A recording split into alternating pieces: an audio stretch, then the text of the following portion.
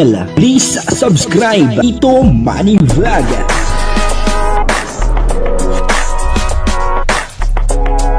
Payagan po si Tito Manny Vlog na mag-reactor para pambiling gamot sa kanya pong karamdaman. Wala man siyang records ng ng away. Marami po ang magiging masaya dito sa sinabi ni Kalinga Prab. Talagang meron na pong magbabalik. At yung inaabangan ng lahat, baka eto na. Mangyayari na. Panoorin niyo po yung video at talagang matutuwa po kayo dito sa sinabi ni Kalinga Prab. At yung tungkol doon po sa pabahay para kay Krista ay parang tuloy na. Papanoorin po natin yung video at syempre bibigyan po natin yan ng konting reaction. Pero bago po yan, ako muna po bumabati sa inyong lahat ng magandang umaga, magandang tanghali at magandang gabi sa inyong lahat mga kapatid. Kung saan man kayo ng panig ng mundo naroon ngayon, ay mag-iingat kayo palagi at napagpalain kayo ng ating Panginoon. Maraming salamat din po sa patuloy na tumatangkilik sa aking YouTube channel at nanonood sa aking video reaction. Patuloy lang po natin suportahan sila Kuya Bal Santos Matubang, Kalinga Prab, at Ed the Vlog, Jack Tapia at yung mga kasamahan ko pong reactor sa Kalingap. Ganun din po yung mga charity vlogger na Kalinga partner. Ito po yung video na kung saan ay nagsalita itong si Kalinga Prab tungkol po sa pabahay kay Krista at meron daw pong abangan na talaga namang magbabalik na.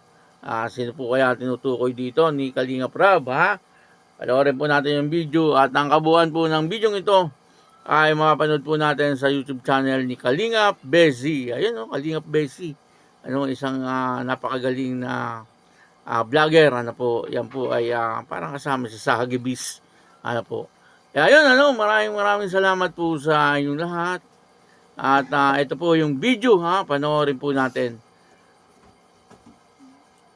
Sa workout? Hindi, hanggang tingin lang ako sa iyo.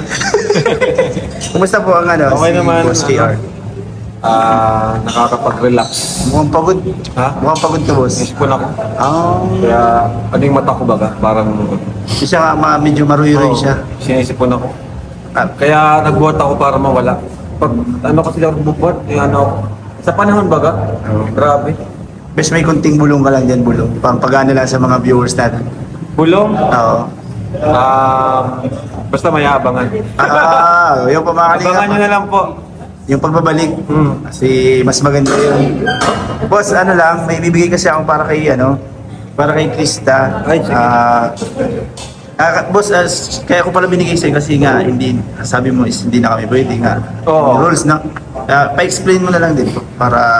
Kasi diyan kasi nagmumula yung mga issue, di ba, na masyado nang maluwag na kahit sino pwede magbigay ng pera sa beneficiaries. Kaya yan po yung isa sa binago natin para kahit pa paano, malesen na yung mga ganong pangyayari. At para malinis na baga, mawala na yung mga ganong... Dati kasi kahit nga mga reactor nakakabigay directly, di ba? Ngayon, mas maganda kung gusto nyo talagang makarating sa mga beneficiaries, padaan nyo po sa amin. Kay Kalinga Brain, yan. Tapos kay Ate Ed na daw. Oo, kaya Ted. Ayun po, boss, meron ditong 10,000. Sige. Bali, yan boss, 10,000 siya tapos yung 7,000 po. Ay, ko na lang po sa For screen. Krista? Opo, lagay ko na lang po sa screen kasi ang dami nila. Sige. Thank you po. Lagay ko na lang po dito sa screen kung kanina po galing yung... Para saan man to, Para kay Krista po siya lahat. kung saan gagamitin, siguro saan to gagamitin. Wala pong sinabi basta para lang na po kay Krista. Bibigyan na lang natin, pag nag-vlog ako, bibigyan ko na lang. Opo. Kasi meron kaming budget na iniipon para sa pabahay sa kanya. Oo. Hindi, okay na pala. May na pala. Yan po, sinabi lang na bigay na lang daw. Sige. Kaya, yan po boss, maraming salamat. Thank you po sa nagbigay at sa patuloy na nagtitiwala sa Team Kalinga po. Plus ko, ilagay ko na po sa screen. Oo. Dalawa kasing group yan. Siyempre po medyo may sipon din si boss, kaya baka kung kakasalita niya, lumabas. Kung gusto niyo po mapanood ng buong buo ang video ito ay puntahan niyo lang po yung YouTube channel ni Kalingap Bezi. At doon po ay marami pa po kayong malalaman tungkol po doon sa mga sinabi ni Kalinga Prab. Ano po, at nakakatuwa naman na meron po tayong abangan. Kasi yun po ang sabi ni Kalingap Rab. Meron daw po tayong aabangan. At ano kaya yun? Baka po muli ng iba-vlog yung mga love team. Kasi nahinto po yung pagbablog sa love team. Kasi siyempre marami pong naging mga issue kasi naman itong mga iba talagang hindi po tumitigil sa mga issue nila kung ano-ano po mga sinasabi. At nakakatuwa kasi dito ay nagbigay ng 10,000 si Kalingap Besi kay Kalingap Rab at marami pa talaga nagtitiwala siyempre sa Kalingap binigay po ni Kalingap Besi kay Kalingap Rab kasi may bago na po ngayong rules na parang hindi na po lahat pwedeng padalhan. May binanggit po doon si Kalingap Rab kung sino po yung mga pwedeng tumanggap ng pera na galing sa sponsor.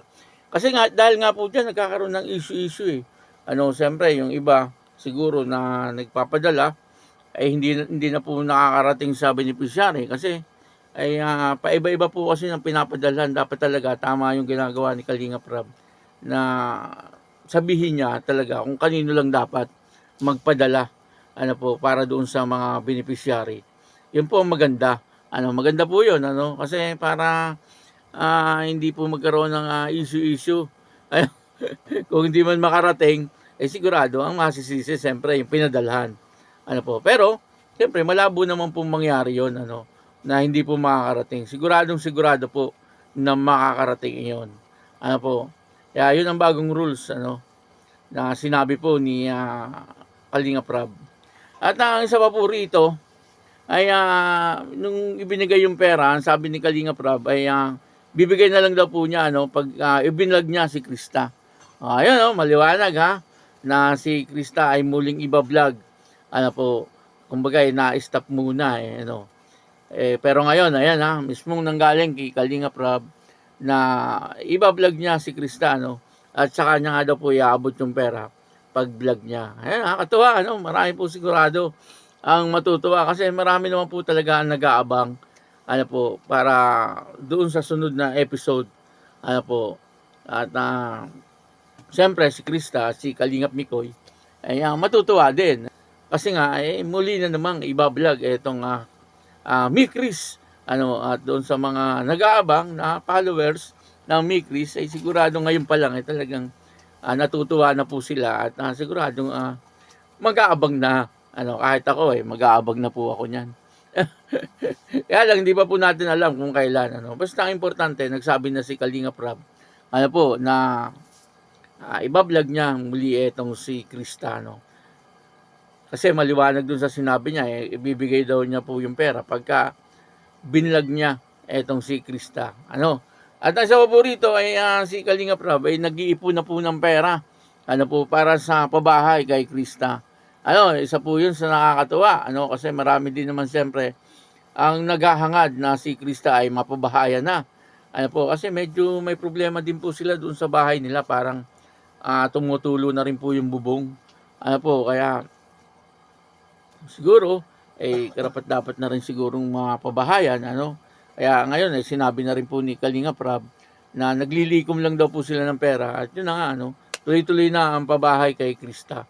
Abangan po natin yan at siyempre matutuwa po dyan una-tuna si Krista at ganun din yung kanyang mga magulang siyempre at mga kapatid na magkakaroon na sila ng bagong bahay napaka palad ng mga nagiging beneficiary ng Kalingap gumaganda po yung buhay nila pagka po naging beneficiary ng Kalingap lalong-lalo na pagka na-vlog ni Kalingap Rab at ni Kuya Bal sigurado na dadami ang mga sponsor kaya lang yung iba ay abusado sabagay yung mga beneficiary hindi naman hindi naman sila abusado kumbaga yung yung mga nakapaligid yung minsan yung doon nanggagaling yung mga hindi magagandang salita kaya sana maging maayos na ang lahat wala naman pong hindi maganda na ginagawa ang Kalingap lahat naman po ng ginagawa ng Kalingap ay sa pagtulong din lang, lalong-lalo na po doon sa kanyang mga pinag-aaral, doon sa mga scholar ni Kalingap Rab, at siyempre, yung mga talagang kailangan ng bahay, pinapagawa niya po ng bahay. Napakaganda po ng programa ng Kalingap, sana po ay huwag na po nating pag-isipan ng hindi maganda ang Kalingap, lalong-lalo na po siyempre si Kuya Bal at si Kalingap Rab, yung ginagawa lang naman po nila ay sa pagtulong lang din naman po talaga. Kaya yun, maraming salamat po sa inyong lahat. At ako po si Tito Manny Vlog na nagsasabing God bless you all. Diyos mabalos.